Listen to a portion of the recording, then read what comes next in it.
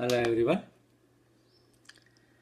Let us examine the position of Indian pharma industry. The Indian pharmaceutical market is the third largest in terms of volume and 13th largest in terms of value. India is the largest provider of generic drugs globally, with Indian generics accounting for 20% of global exports. Consolidation is an important characteristic of Indian pharma industry.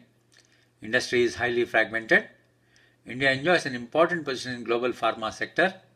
It is a large pool of scientists and engineers who have potential to steer the industry ahead for a higher level. 80% of the antiretroviral AIDS drugs globally are sourced from Indian pharma firms.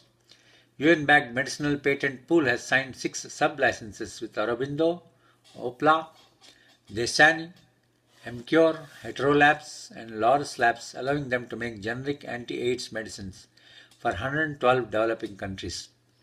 The Indian pharma industry, which is expected to grow at 15% per annum, will outperform the global pharma and set to grow at an annual rate of 5%. The market is expected to grow from 55 billion to 2020, thereby emerging as the sixth largest pharma market globally in absolute size. Pharma market considers 80% of the market share, US branded generics. India has maintained its lead over China in pharma exports with a growth of 11.44%. According to the data of government, Indian pharma exports are poised to grow between 8 to 10%. Imports rose by 0.8%. Overall drug approvals given by US FDA for Indian companies have nearly doubled to 201. In 15-16, the country accounts for 30% by volume and 10% by value of 70 to 80 billion US generics market. India's biotechnology industry, comprising biopharma, bioservice, bioagriculture, bioindustry, bioinformatics, is expected to grow along with the pharma companies. Now, investments. The Union Cabinet has given its nod for amending the existing FDI policy in the pharma sector to allow 100% automatic route. Now, which are all the investments that have been made which is good for our investments or share price? Piramal Enterprises Limited acquired a portfolio of spasticity and pain management drugs from UK-based specialty biopharma company Mallinckrodt Pharmaceuticals for an all-cash deal of 1180 crores. Aurobindo Pharma has bought Portugal-based Generis Pharmaceutica, a generic drug company, for 135 million euros.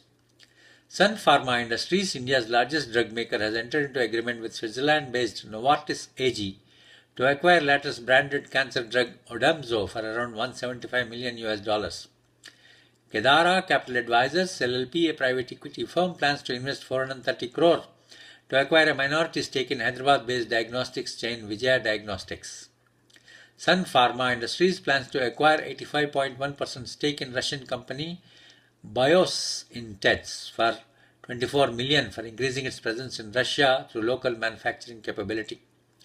Abbott Laboratories, a global drug maker based in US, plans to set up an innovation and development center in Mumbai, which will help in developing new drug formulations, new indications, dosing, packaging, and other differentiated offerings for Abbott's global branded generics business. India's largest drug maker, Sun Pharma Limited, has entered into a distribution agreement with Japan's Mitsubishi Tanube Pharma Corp to market 14 prescription brands in Japan. Syngene International will be setting up its fourth exclusive R&D center named Syngene Amgen Research and Development Center for a US-based biotechnology company, Amgen Incorporated in Bangalore. India's third largest drug maker, Lupin Limited, plans to file its first biosimilar etanercept for approval in Japan, world's second largest drug market, in 2017. Rubicon Research Private Limited, a contract research and manufacturing services firm, is in advanced talks with Everstone Capital and few high net worth individuals to raise 240 crore, which will be used to increase the company's manufacturing capabilities.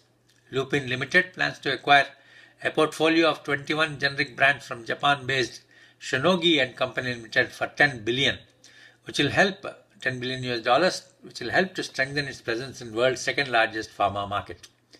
International Finance Corporation, investment arm of World Bank, plans to invest 75 million US dollars in Glenmark, which is looking to raise around 200 million for expansion and launch several new products in India and other emerging markets over the next 3 years. So, go run and buy Glenmark.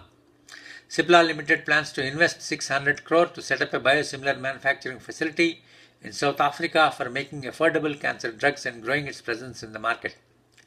Rosen Pharma, a firm which specializes in de-addiction and pain management products, plans to invest 100 crore in R&D center and a manufacturing unit in Kandla, located in Kutch district in Gujarat. The medicines patent pool has signed a licensing agreement with 6 Indian drug makers for the generic manufacturing of 4 antiretrovirals and hepatitis C direct-acting antiviral drug Doclatasvir. Dr. Reddy's Labs, one of the major pharma companies of India, entered into a strategic collaboration agreement with Turkey-based TR Pharma to register and subsequently commercialize 3 biosimilar products in Turkey. Lupin has completed the acquisition of US-based Gavis Pharma in a deal worth $800 million, which is expected to enhance the product pipeline in dermatology, controlled substances, and high-value specialty products. So buy Lupin. Cipla Limited, one of the major pharma and biotech companies in India, has acquired 2 US-based generic drug makers, Invagen Pharma and Excellent Pharma, for $550 million, which is expected to strengthen Cipla's US business. Buy Cipla. Emcor Pharma has acquired Canada's International Pharma Generics and its marketing arm, Merck & Pharma, in order to boost its global expansion drive. So buy Emcor. Cipla announced the acquisition of two US-based companies, Invagen Pharma and Avalon Pharma. GlaxoSmithKline Pharma has started work on its largest greenfield tablet manufacturing facilities in Bengal and Kolar districts of Karnataka with an estimated investment of 1,000 crore. Lupin has acquired 2 US-based pharma firms, Gavis and Novel Labs, in a deal worth $880 million. Several online pharma retailers, PharmEasy, NetMed, or BMed, are attracting investments from several investors due to double-digit growth in the 97,000 Indian pharma market. Stelis Biopharma announced the breakthrough construction of its customized multi-product biopharma manufacturing facility at BioXcel Biotech Park in Nusaya, Johor, Malaysia Park, an ecosystem for industrial and healthcare biotech at a total project investment of $60 million.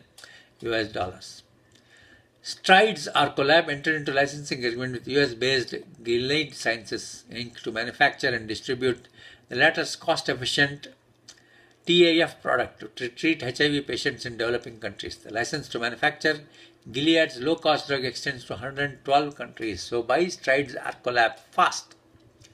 The Government of India unveiled the Pharma Vision 2020 aimed at making India a global leader in end-to-end drug manufacture. Approval time for new facilities has been reduced. Government introduced mechanisms like Drug Price Control Order and National Pharma Pricing Authority to deal with the issue of affordability and availability of medicines. Anant Kumar, Union Minister, has announced the setting up of chemical hubs across the country, early environment clearances in existing clusters, adequate infrastructure, establishment of a Central Institute of Chemical Engineering and Technology. The major initiatives are: Government of India plans to set up around 8 mini drug testing labs across major ports. India expected to rank among the 50 top 5 global pharma innovation hubs. Indian Pharma Association, Professional Association, plans to prepare data integrity guidelines. Government of India plans to incentivize bulk drug manufacturers. Department of Pharma has set up an inter-ministerial coordination committee. Department of Pharma has planned to launch a venture capital fund of 1,000 crores. The Indian pharma market size is expected to grow to 100 billion by 2025. It's because of consumer spending, rapid urbanization, and raising healthcare insurance. Going forward, better growth in domestic sales would also depend on the ability of companies to align their product portfolio towards chronic therapies for diseases such as cardiovascular, anti-diabetes, antidepressant, and anti-cancers. The Indian government has taken many steps to reduce costs and bring down healthcare expenses. Speedy introduction of generic drugs into the market has remained in focus and is expected to benefit the Indian pharma companies. In addition, the thrust on rural health, life-saving drugs, and preventive vaccines also augurs well for the pharmaceutical companies. So, which are the pharmaceutical hubs in India? Andhra Pradesh, number 1, that is Telangana and Andhra Pradesh. Maharashtra, then Gujarat, then Madhya Pradesh, then Punjab and Himachal Pradesh. Thank you for watching.